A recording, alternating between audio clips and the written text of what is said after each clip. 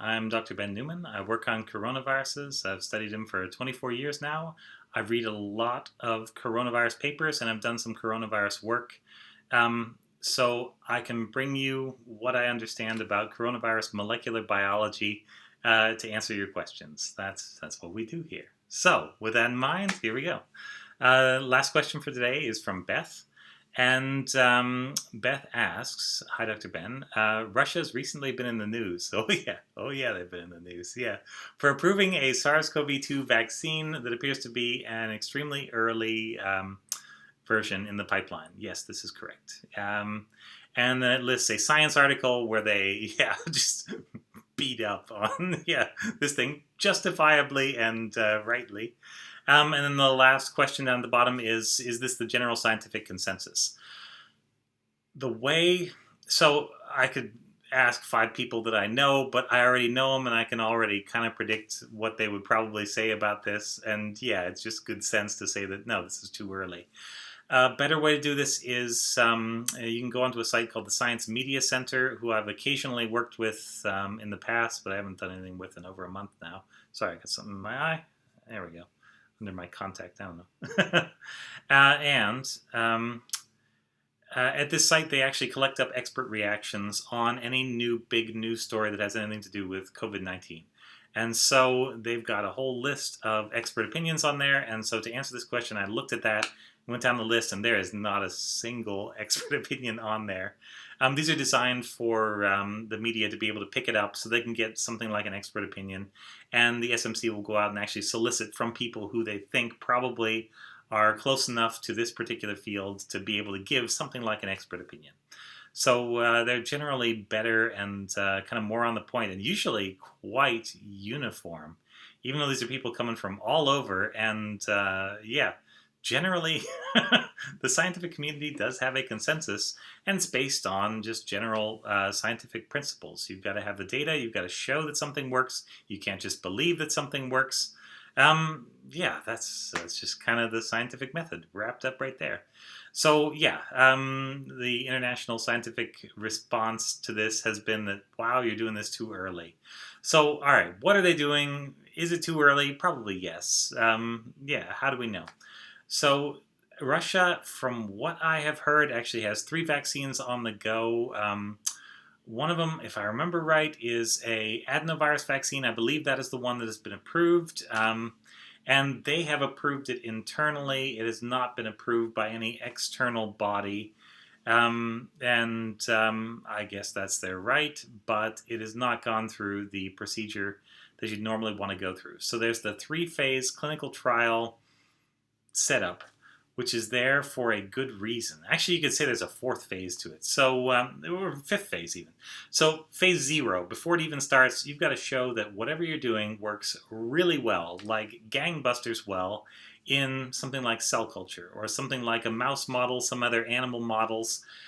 Because if you're not passing that bar, you are not going to pass the much higher bar of actually having an effect in a person. It just doesn't happen. Then going beyond that, you get to phase 1. So phase 1 is for all the things that were awesome at phase 0. And phase 1 is going to be safety. We're going to do it on a small group of people. Sometimes it's only like 20 or 30 people. And the idea is just, do we have any real bad adverse effects that would lead us to not even want to try this drug in a broader way? Just lead us to say, no, it's not worth it because of the side effects. And so then you'll also get a phase 2 after that. Phase 2 is also safety. You're doing a much broader safety test with some multiple. If you do a good job, you'll have at least 100, probably several hundred people in your phase 2. Some companies now are combining phase 1 and phase 2, which, if it's something that is already, if it's like a type of treatment like an adenovirus vaccine that's already been tried for several other viruses and always makes it, skates through phase 1, and you're just changing out one gene, which is the thing the adenovirus vector is delivering, then I think that actually makes sense. You're speeding up the process, but you're not cutting out any of the important steps. Now, if I understand correctly, what was done in the Russian trial is they did the phase 1, and then it was actually, I don't even know if they called it a phase 2. They didn't share the data publicly, one report I read said there were something like 39 people in the first study, and then they just decided that, yeah, it's good, let's use it. In their defense, so if it's an adenovirus vector, these have been tried widely enough that the general principle is probably okay. These come in kind of on the weak side of the vaccine options. They are just a way of, the adenovirus is just the shell from this thing, and you are just using it to deliver a gene that's going to make one protein, usually from the virus. I think with all the adenovirus vectors for SARS-CoV-2, it's been the spike gene they're trying to make. So it's the thing that sticks out of the virus. Yeah. Um, and this has been tried. There's a chimpanzee version that's the Oxford vaccine. Johnson & Johnson have got a vaccine. There's one in China that is in phase 3 clinical trials and has military approval, but not civilian use approval right now. And I feel like I've read another one of those. I'm not sure if that's the same one, but there are at least 2 in the US, I think, based on different adenoviruses, but basically doing the same thing. And so all of these things that have done a proper phase 1 have got through phase 1 without any real problems. And so I'm not particularly worried about safety. I am worried about efficacy. And the safety of the general principle is fine, but I would want to know that. See, the thing is, when you are making a large batch of vaccine, you are scaling up what you've done. And when you scale things up, small contaminants, small problems in the process can end up being spread out over a whole bunch of doses and can end up being large problems. If you got a little bit of contamination in there, a little bit of bacteria or something like that, so you would want to know that they are doing all the right tests to make sure that there is absolutely, the minimum possible amount, ideally 0, of any of these things. You want to make sure that they have dotted every I, crossed every T as part of that. And when the data is not public, I am not confident in the results. Yeah, they may be good eventually, they may be bad eventually, but if you're not showing me the data as a scientist, then I have nothing to go on. All we're talking about is an idea and publicity and marketing, and those carry 0 weight in what a reputable scientist would actually tell you is going on in a situation. So, no, this is not. It's not ready for prime time. Essentially what they're doing is they're piggybacking on the things that all the other countries are doing. They're testing out similar vaccines, going through all the proper procedures to make sure that they work. And the Russians are saying, well, yeah, since you're doing all the hard work, I'm just going to take the shortcut to the end of the race, cross the finish line with my arms up, like, yeah, we did it. And that's just one-upmanship, showmanship. It's not science, for sure. And all of those steps are there because people have made mistakes. There are things that people thought would probably work.